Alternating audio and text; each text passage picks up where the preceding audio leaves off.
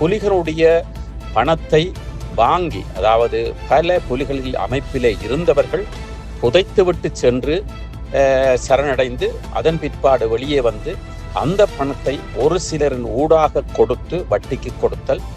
அது மாத்திரமல்ல, போதை வஸ்து வியாபாரத்துக்கு முதலீடு செய்தல், நகைக்கடைகள், மண் அள்ளுவது, இதெல்லாம் காவல்துறையினுடைய அனுசரணையோடும் சில அரசியல்வாதிகளுடைய அனுசரணையோடும் இது நடைபெறுவதாகவும் குற்றம் சுமத்தப்பட்டிருக்கிறது. பிரபல்யமான கட்சிகளுடைய பாராளுமன்ற உறுப்பினர்கள், முன்னாள் பாராளுமன்ற உறுப்பினர்கள் பின்னால் தான் இந்த அடிதடி குழுக்களும் இருக்கின்றன. இந்த போதை வஸ்து கடத்துபவர்கள் இருக்கிறார்கள்.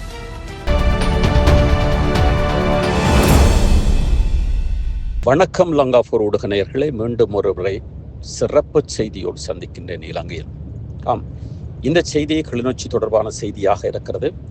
இந்த செய்தியில் நாங்கள் அலசப் போகின்ற விடயம் 67 பேர், நாயன்மார்கள் அல்ல, 67 பேர் கிளிநொச்சியிலே திடீர் பணக்காரராகிய மாறிய 67 பேர் குற்றப்புலனாய்வு துறையினால் வலை வீசப்பட்டு கொண்டிருக்கிறார்கள். அவர்களை கண்காணித்துக் கொண்டிருக்கிறார்கள். அந்த 67 பேரிலே குறிப்பிட்ட நபர்களை அழைத்து விசாரணை நடைபெற்று கொண்டிருக்கலாம், மேலும் நடைபெறுவதற்காக இருக்கின்றது என்ற ஒரு செய்தி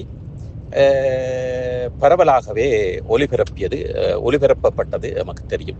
நாங்களும் ஒரு சில வாரங்களுக்கு முன்பாக அதனை ஒளிபரப்பியிருந்தோம். சரி, அந்த 67 பேரிலே யார் இவர்கள்? அதாவது 2009 ஆண்டிற்கு பிற்பாடு அதிகமானோர், 99% 2009 ஆண்டுக்கு பிற்பாடு எப்படி இவர்கள் திடீர் பணக்காரராகிறார்கள் என்ற ஒரு கேள்விக்கு பலருடைய பதில்கள், அதாவது புலிகளுடைய பணத்தை வைத்திருந்தவர்கள், புலிகளுடைய பணத்தை வாங்கி, அதாவது பல புலிகளில் அமைப்பிலே இருந்தவர்கள் புதைத்துவிட்டு சென்று சரணடைந்து அதன் பிற்பாடு வெளியே வந்து அந்த பணத்தை ஒரு சிலரின் ஊடாக கொடுத்து வட்டிக்கு கொடுத்தல். அது மாத்திரமல்ல, போதை வஸ்து வியாபாரத்துக்கு முதலீடு செய்தல்.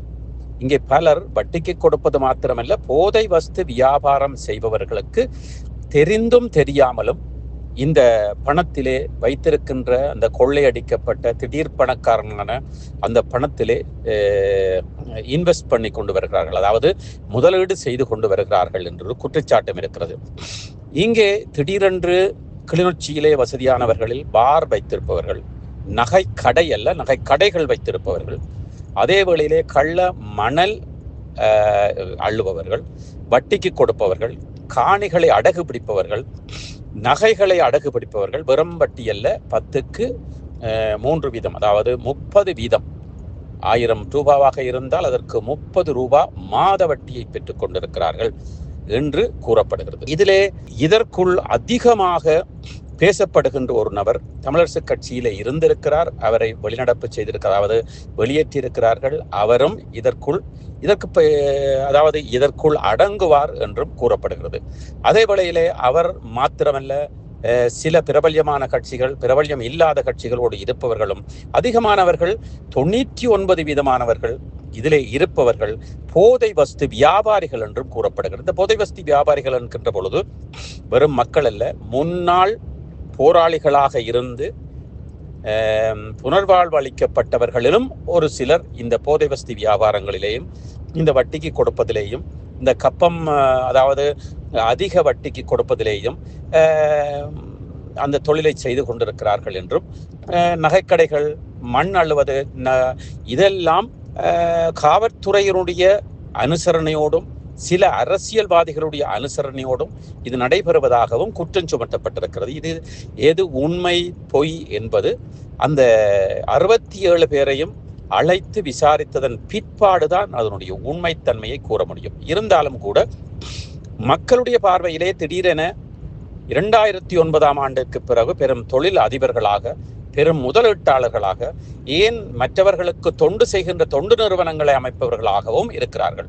இவர்களுக்கு திடீரென்று எப்படி இவ்வளவு 2009 ஆண்டுக்கு முற்பாடு வசதி இல்லாமல் இருந்தவர்கள் எப்படி புது பணக்காரர் ஆனார்கள் என்று மக்கள் கேள்வி கேட்டுக் கொண்டிருக்கிறார்கள். அதன் அடிப்படையிலே தான் அந்த 67 பேரும் ஒரு பட்டியலிடப்பட்டு அவர்களுடைய பெயர் பட்டியலை குற்றப்புலனாய்வு திணைக்களம் வைத்திருக்கிறது. அது விரைவாக அந்த ஊழல் செய்தவர்களோ, லஞ்சம் வாங்கியவர்களோ, வட்டிக்கு கொடுப்பவர்களோ அந்த பணத்தை எப்படி பெற்றார்கள், எப்படி உழைத்தார்கள் என்ற கேள்விக்கு பின்னால் இவர்கள் மாட்டுப்பட இருக்கிறார்கள் என்பது ஊடக செய்தி இல்லாமல் விட்டாலும் மக்களுடைய செய்திகளாக இருக்கிறது. சிலரை பற்றி பேசவே முடியாது. பொதுமக்கள் சிலருடைய நடவடிக்கைகளை பற்றி பேசவே முடியாது.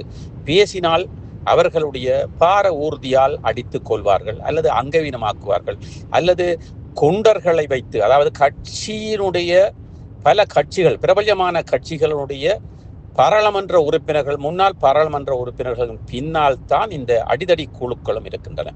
இந்த போதை வஸ்து கடத்துபவர்கள் இருக்கிறார்கள். அந்த வகையிலே இவர்கள் அந்த 67 பேரும் கைது செய்யப்படுகின்ற பொழுதுதான் நாங்கள் அறிய முடியும் எந்த கட்சியின் பின்னால், எந்த பாராளுமன்ற உறுப்பினரின் பின்னால் இவர்கள் இருக்கிறார்கள், எப்படி செய்கின்றார்கள், எதற்காக இந்த பாராளுமன்ற உறுப்பினர்கள் இவர்களுக்கு ஆதரவு செலுத்துகிறார்கள் என்று பார்க்கின்ற பொழுது அந்த பாராளுமன்ற உறுப்பினர்களுக்கும் சரி, அந்த கட்சிக்கும் சரி, கட்சியினுடைய செலவுகளுக்கும் இந்த புது பணக்காரர்கள்தான் முதலீடு செய்து கொண்டிருக்கிறார்கள், செலவுகளை கவனித்துக் கொண்டிருக்கிறார்கள். மற்றும் நாங்கள் இங்கே பேசக்கூடாத சில விடயங்களை, சில மாமாவேலை பார்த்து கொண்டிருக்கிறார்கள் என்று கூறப்படுகிறது. அந்த வகையிலே விரைவாக இந்த கிளிநொச்சியிலே 67 பேர், அதிலே எத்தனை பேர் கைது செய்யப்பட போகின்றார்கள் என்று தெரியாது.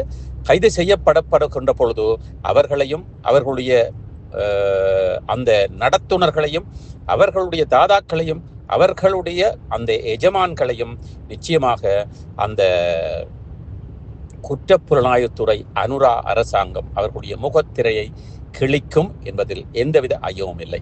தொடர்ந்து இப்படியான செய்திகளை கேட்பதற்கும் பார்ப்பதற்கும் லங்கா4 யூடியூப் சேனலோடு இணைந்திடுங்கள். எமது முகநூலை லைக் செய்ய மறக்காதீர்கள்.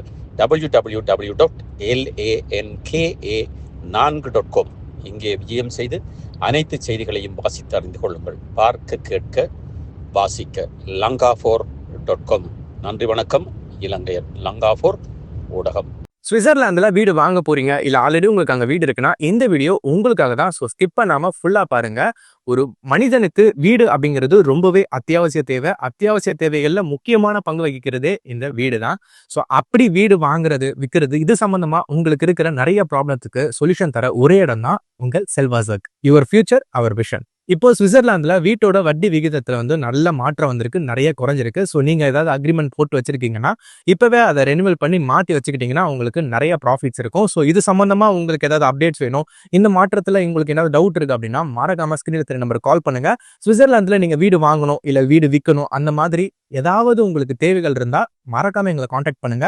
உங்களோட எல்லா தேவைகளையும் உங்க ஃபேமிலியில ஒரு மெம்பரா இருந்து நாங்க பார்த்து பண்ணி கொடுப்போம். இது உங்கள் செல்வாசக். இச்செய்திகளுக்கு பிரதான அனுசரணை செல்வாசோக் இமோபிலியன், சுவிஸ் நாட்டில் முன்னணி நிறுவனம். தொடர்புகளுக்கு 07951464228. வீடு வாங்க, வீடு கட்ட, வீடு திருத்த மற்றும் வீட்டுக்கடன். Your future our vision. இது போன்ற மேலும் பல முக்கிய சுவாரஸ்யமான செய்திகளை அறிந்து கொள்ள லங்கா4 யூடியூப் சேனலை சப்ஸ்கிரைப் பண்ணுங்கள். எமது செய்திகள் உடனடியாக கிடைக்க பெல் பட்டனை அழுத்துங்கள். அத்தோடு எமது செய்திகளை மற்றவர்களும் பார்வையிட ஷேர் செய்யுங்கள். நன்றி.